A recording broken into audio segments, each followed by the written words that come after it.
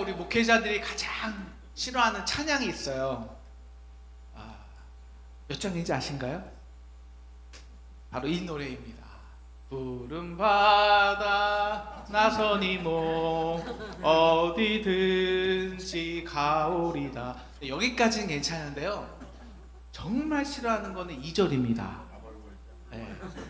그 오늘 이훈희 장로님께서 에스골 골짜기를 기도하셨는데요, 아니 그 복음 들고 가는 거는 정말 괜찮아요. 근데 아골 골짜기는 아니잖아요. 거기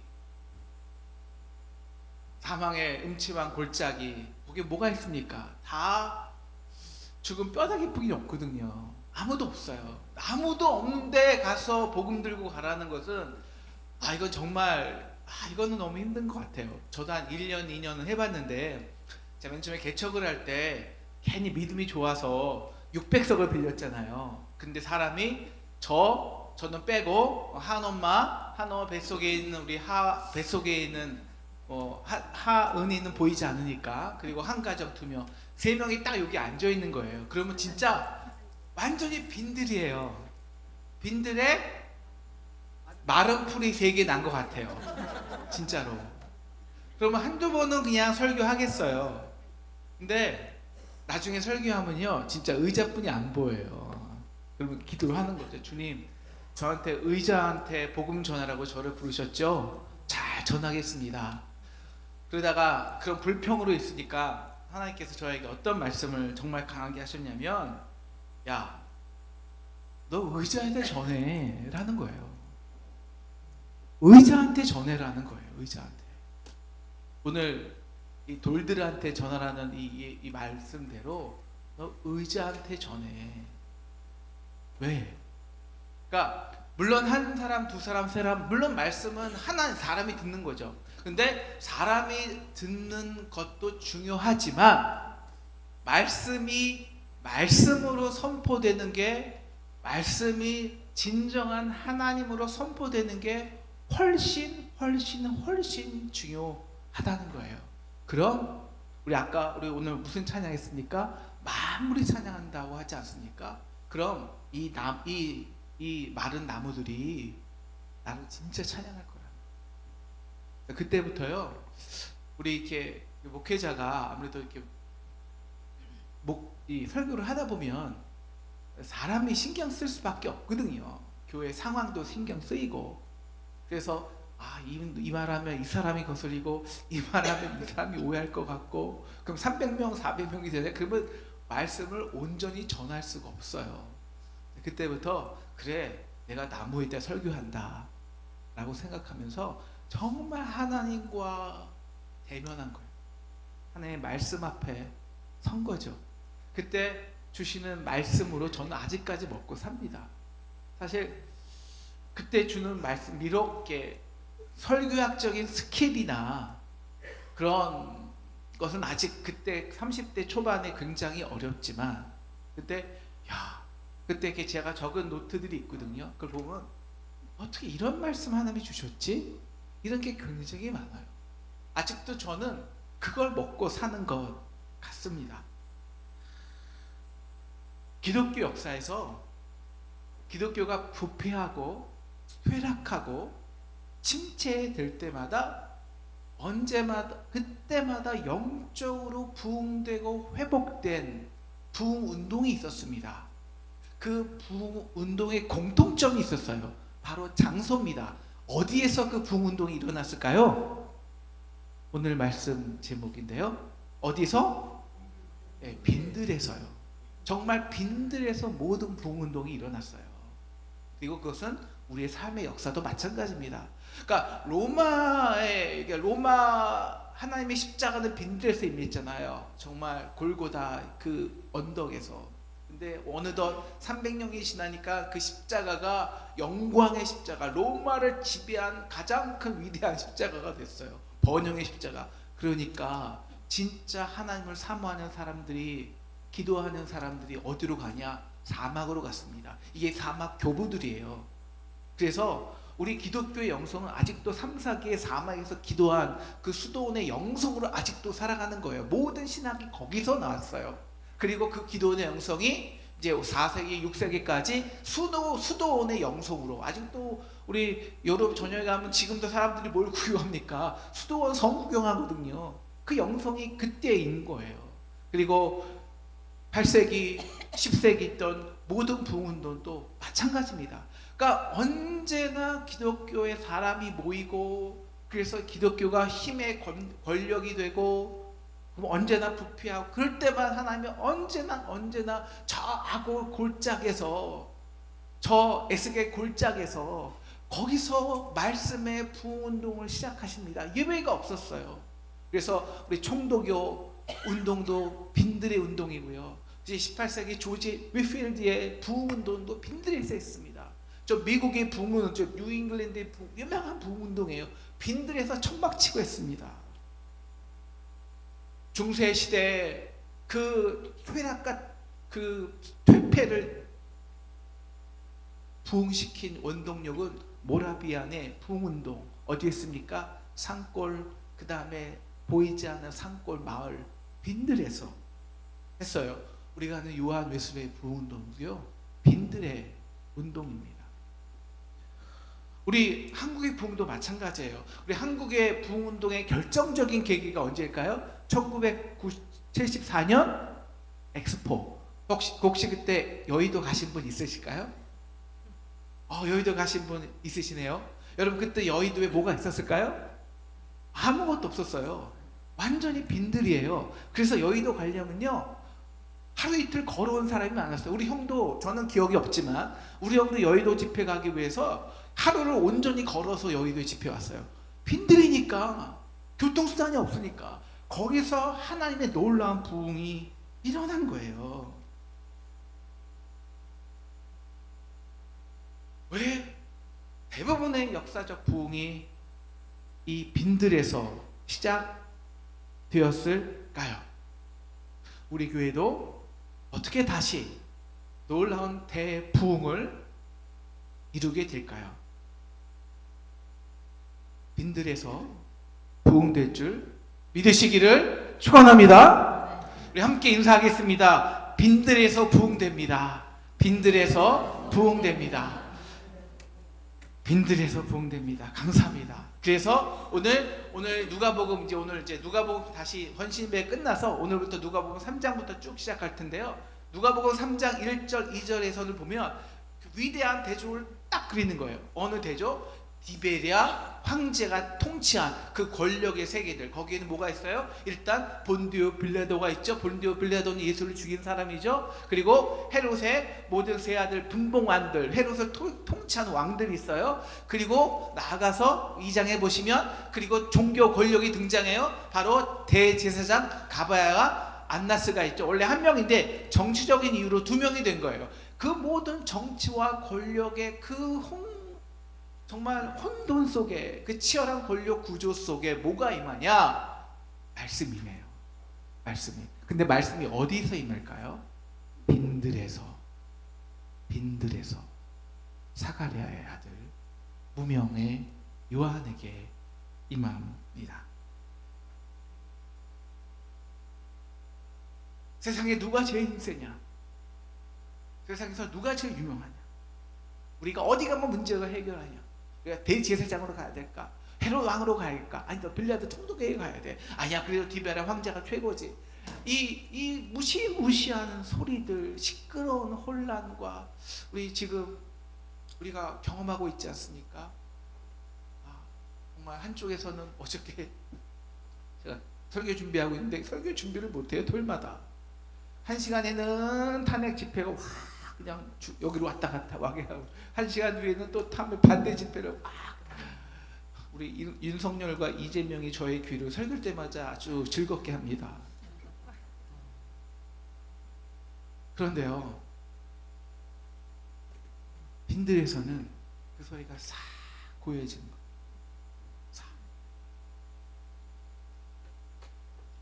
거예요. 왜 이 빈들에서 무명 이 요한에게 말씀이 임했을까요? 6절은 그 이유를 이렇게 말합니다. 모든 육체가 하나님의 구원하심을 보리라. 그런데 그렇게 되기 위해서 조건이 있어요. 높은 산이 낮아져야 돼요. 낮은 산이 높아져야 돼요.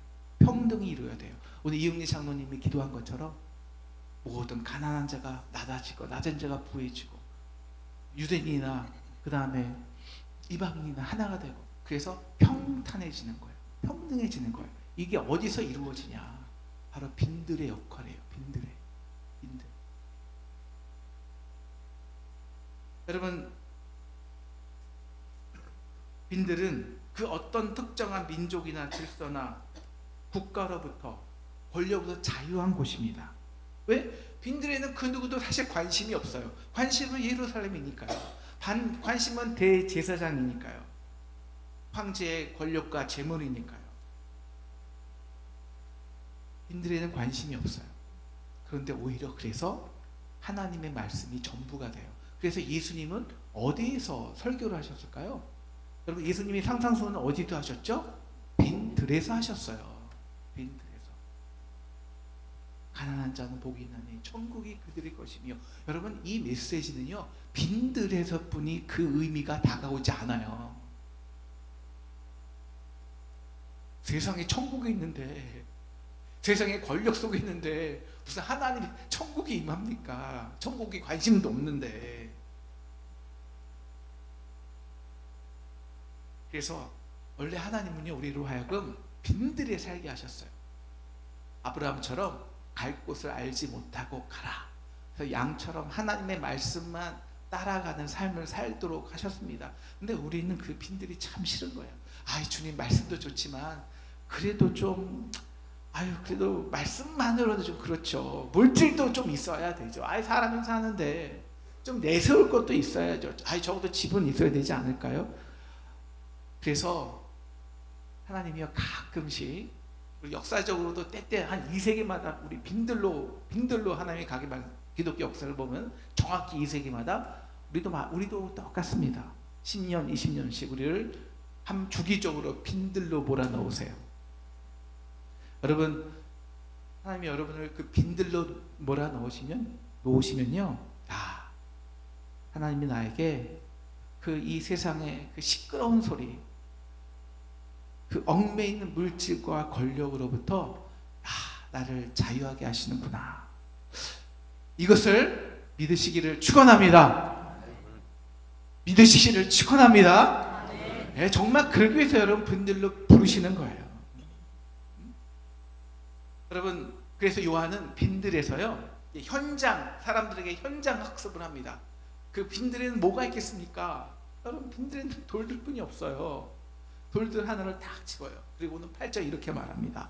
하나님이 능히 이 돌들로도 아브라함의 자손이 되게 하시리라. 여러분, 유대인들의 가장 권위와 특권이 무엇입니까?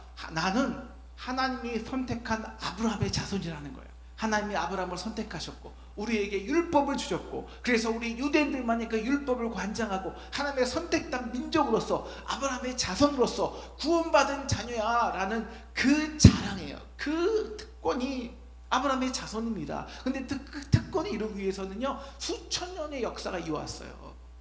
그런데 하나님 그 수천 년의 역사를 이어온 그 아브라함의 자손이라는 특권을, 그거 돌들과 똑같은 거야, 흔해 빠진 거야, 아무것도 아닌 거야 라고 말씀하신다는 거예요.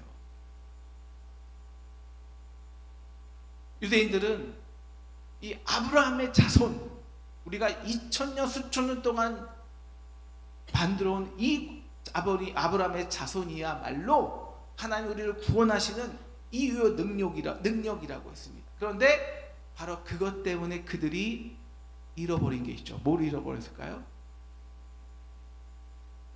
진정한 자신의 모습이요. 빈들과 같이, 빈들의 마른 풀같이 시들은 나의 영혼, 나의 영혼의 결핍과 아픔과 상처를 보지 못해요. 그래도 나는 아브라함의 자손인데, 그래도 나는 이만큼 있는데, 그래도 나는 누군데, 대제사장인데, 왕인데, 목사인데.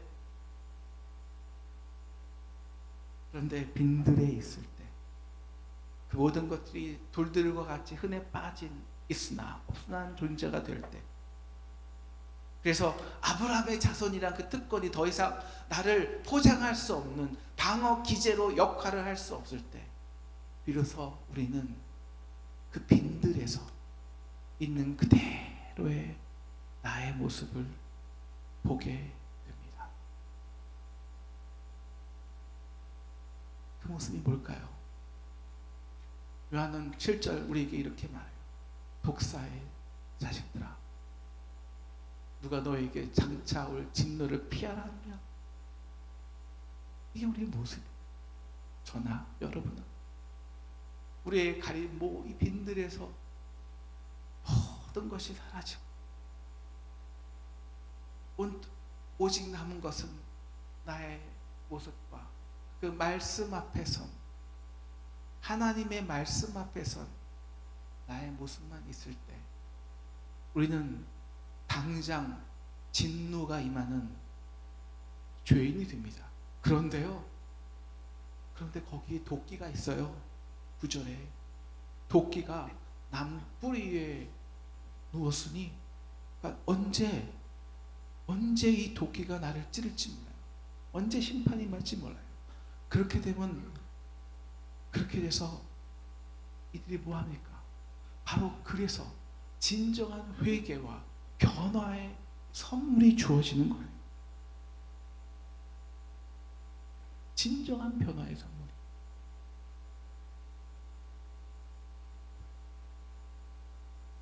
그럴 때 놀라운 축복이 있습니다. 이 세상에 그 어떤 그 특권이나 권위도 돌들같이 흔해 빠진 게 되잖아요. 근데 하나님의 말씀이 오직 빈들에서 말씀으로 서고 내가 그 말씀 앞에 단독자로 홀로 섰을 때 우리는 그래서 진정한 어쩔 수 없이 당장 회개하지 않고 당장 변화되지 않으면 안 될 존재가 될 때 우리는 돌들 같은 우리라도 할자 아무리 부족하고 연약하고 힘있고 아버지 이제 저는 다 끝났어요. 여기 이 아구 골짜기에 있는 에스겔 골짜기에 있는 마른 뼈들이 뭘 합니까? 바로 그때 하나님의 말씀이 임해요. 그런 마른 뼈들이 어떻게 되죠? 군대가 돼요. 군대가 어떤 돌들이라도 하나님의 군대요, 하나님의 역사하시는 도구요, 말씀의 능력이 되는 곳이 바로 빈들입니다. 빈들. 그래서 유대인들이 무시하는 이방인들이라 할지라도, 우리 삶에서 전혀 기대하지 않은 것들이라 할지라도 예루살렘 성전에서는 도대체 경험할 수 없는 진정한 말씀의 능력으로 변화되는 거예요. 그래서 5절 우리 같이 읽겠습니다. 시작. 모든 골짜기가 메어지고 모든 산과 작은 산이 낮아지고 굽은 것들이 곧아지고 험한 길이 평탄하게 될 것이요. 6절입니다. 그래서 모든 육체가 하나님의 구원하심을 보리라. 한과 같으니라. 그래서 부흥이 이루어집니다. 어디서요? 빈들에서요.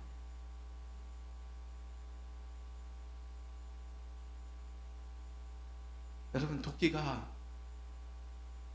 내가 정말 독사와 같은 자식인데 도끼가 내 옆에 있어요. 언제 들지 몰라요. 그러면요, 이 빈들에서는요 당장 나를 회개하지 않으면 안 돼요. 당장 나의 변화가 있지 않으면 안 돼요. 당장 이게 축복이에요. 그래서 변화를 경험합니다. 진정한 변화를 이끄는 회개는 빈들에서 할 수 있습니다. 그래서 빈들에서 부흥하는 거예요. 야, 내가 누군데 이만큼 성공한 사람이야. 내가 이만큼 재산을 갖고 있는데, 나는 이렇게 재서 성공했는데, 이런 것들이 그냥 돌들처럼 돌들이 순간 돌들이 돼버려요.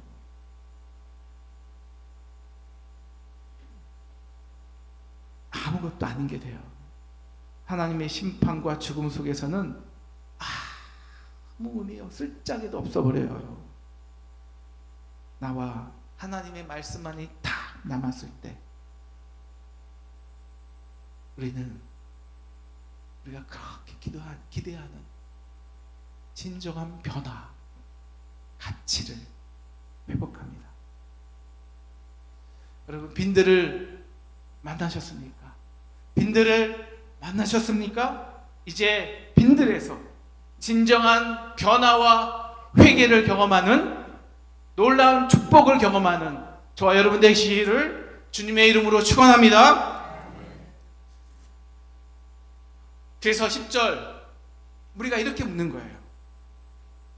나 어떻게 당장 바뀌어야 돼? 우리가 무엇을 해야 됩니까? 그러니까 바로 이 말씀하십니다. 옷 두 벌 있는 자는 옷 없는 자에게 나눠주고, 부된 것은 거두지 말고, 강탈하지 말고, 거짓으로 고발하지 말고, 나누고 만족하고 섬기는 삶을 살려고 합니다. 즉, 우리가 얽매인 것에서 진정으로 자유이 되어서 나를 통해 사람을 빛나고 섬기는 삶, 그 변화된 삶을 살게 하죠. 그래서 세례는 이렇게 말합니다. 우리는 어떻게 바꿔야 합니까? 너 간단해. 부과된 거 이외에 받지 마. 쿠니는 이렇게 말합니다. 우리는 어떻게 해야 합니까? 너희는 강탈하지 마. 힘으로 억압하지 마. 거짓으로 고발하지 마. 있는 받는 급료를 족한 줄로 알라. 여러분, 세리와 군인이 누구입니까? 물질에, 힘의, 권력에 가장 민감한 사람들입니다. 그런데 여러분, 이 세상의 그 권력이라는 소리들, 시끄러운 소리들, 그 자본이라는, 재물이라는 그 번잡스러운 것들이 빈들에서는요 정말 말씀의 능력으로 아무것도 안 되는 거예요. 제가 2번 정도 이 스페인 까미노를 걸었는데요, 제가 가장 그 길 중에 좋아하는 길이요, 메사타라는 그 사막 지역입니다. 근데 사막이 아니라 사실 그 7일 동안 이제 광야에 완전히 딱 그 밀밭뿐이 없어요. 7일 내내 밀밭만 걷는 거예요. 7일, 8일 동안 한 20-30km씩.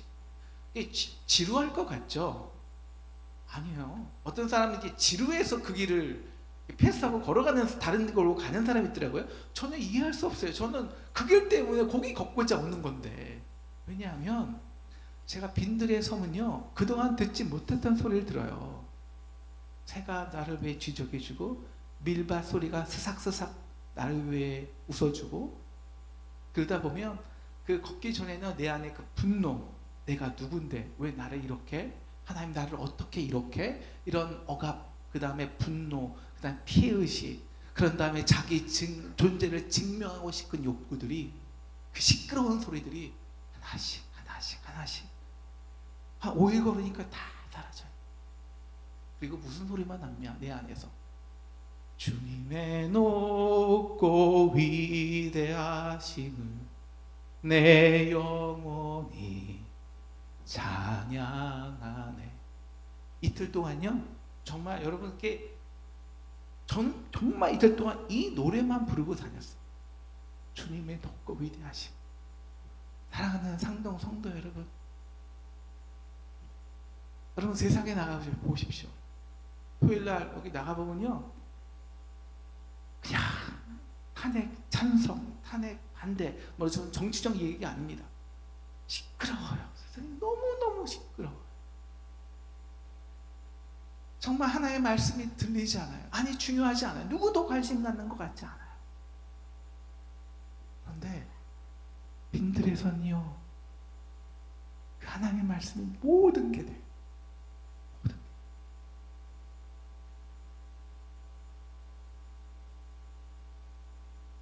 광야는, 빈들은 텅 빈 곳이 아닙니다. 하나님이 가장 크게 말씀하시는 곳입니다. 우리 한번 따라서 선포해 볼까요? 빈들은 하나님이 가장 크게 말씀하시는 곳이다. 하나님이 가장 크게 말씀하시는 곳이다. 빈들이 우리에게 주는 축복이 무엇입니까? 바로 진정한 변화입니다. 옛날에는 어느 정도 돈이 있어야 되고, 어느 정도 내세울 게 있어야 되고, 거기에 얽매였던 우리가 그 돈을 나누고 물질을 나누고 사람들을 위해 나의 재산을 나누고 회복되고 타인의 자유와 회복을 위해 기쁨이 되는 진정한 변화를 경험합니다. 이것은 평생 예배 다녔다고 경험되는 게 아니에요. 오직 빈들에 있을 때, 그래서 내가 줬던 모든 것이 흔해 빠진 돌들이 되고 하나님의 말씀이 절대적인 모든 것이 되었을 때 우리에게 주시는 놀라운 축복입니다. 그래서 하나님은 우리들에게 빈들의 시기를 주십니다. 10년마다 20년마다. 이 세상 역사도요, 우리 경제적으로 100년마다 한 번씩, 30년마다 한 번씩은 이 크고 작은 빈들의 시기가 있어요. 하나님의 말씀으로 운동하시는 시간들입니다. 우리 교회도 빈들의 시기입니다. 이제 아무것도 남아있지 않는 것 같아요. 남들은 교회에 가면요, 교회들 뭐 새로 지은 교회들 이렇게 방문하면요 마음이 아파요. 야, 요새는 다 이렇게 인테리어를 이렇게 잘 꾸미는데 교회들마다. 저도 나름대로 조금씩 해봤지만 마음이 아파요. 그런데 아니야. 진짜 빈들이 되고 아무것도 아예 빈들이 되는 거예요. 이럴 때는 아예 빈들이 되는 거예요. 그때 흔해 빠진 돌들이, 우리 자녀들이, 우리의 모습들이, 만물들이 하나님을 찬양하는 위대한 역사의 주인공이 됩니다. 우리 이렇게 한번 서로 축복해 줄까요? 빈들에서 위대한 하나님의 자녀가 됩시다. 빈들에서 위대한 하나님의 자녀가 됩시다. 성경에서 빈들은 언제나 회개의 장소였습니다. 기독교의 역사에서 빈들은 언제나 부흥의 장소였습니다. 이스라엘 백성은 비로소 빈들에서, 광야에서 하나님을 경험했습니다. 예수님도 그 빈들에서, 광야에서 마귀의 시험을 이기고 사역을 시작했습니다. 다윗의 인간적인 야망이 빈들에서 하나님의 언약이 되었습니다. 에스겔 골짜기에서 마른 뼈들이 하나님의 군대가 되었습니다. 사랑하는 상동 성도 여러분, 혹시 지금 빈들에 계십니까? 인간적인 관계가 하나둘씩 끊어지고 홀로 있는 기분이십니까? 여러분의 은행 잔고가 점점 비워가고 있습니까? 여러분이 옛날에 누리던 그 부에서, 그 힘에서, 그 공간에서 점점 축소되고 연약해지십니까? 그렇다면 낙심하지 마십시오. 하나님은 그곳에서 당신을 부르고 계십니다. 가장 큰 소리로, 성조야, 너 이제 다시 나를 만날 때야. 내가 다시 너의 전부가 될 때야. 하나님은 가장 큰 소리로 우리를 부르고 계십니다. 회개하라, 천국이 가까이 왔느니라. 바로 이제 하나님의 말씀으로 돌같은 우리가 아름다운 하나님의 자녀로 빛나게 될 줄 믿으시기를 축원합니다. 삶이 척박하고 길이 보이지 않고 모든 것이 사라질 때, 바로 빈들에서 인간의 자랑이 무너지기 시작할 때, 오직 하나님의 거룩하심이 남는 진정한 예배의 장소가 되는 저와 여러분이 되기를 주님의 이름으로 축원합니다. 빈들은 우리의 연약함이 드러나는 곳이지만 동시에 하나님의 크신 능력을 경험하는 자리입니다. 빈들에서 하나님이 말씀하실 때 비로소 거기서 돌들이 소리 지릅니다. 아무도 주목하지 않았던 돌들이, 우리 자녀들이 놀라운 하나님의 군사로 변화되는 역사가 저와 여러분의 가정과 또 우리 교회 안에서 이제 새롭게 일어나기를 주님의 이름으로 축원합니다. 빈들에서 우리 영혼이 새롭게 태어날 것입니다. 우리의 가정이 새롭게 변화될 것입니다. 우리 교회가 새롭게 부흥되기를 주님의 이름으로 축원합니다.